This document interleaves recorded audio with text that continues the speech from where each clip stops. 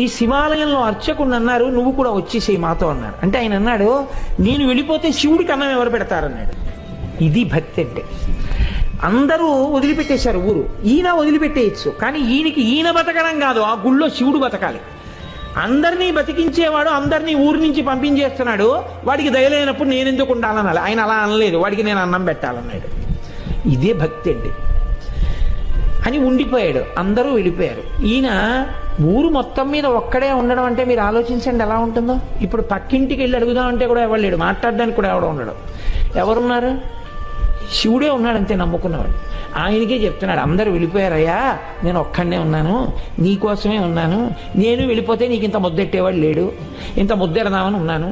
నాకు దొరికితే నీకు సగం పెడతాను, నాకు దొరకడం మానేసింది అనుకో, ఇద్దరం పస్తుందాం అని చెప్పాడు.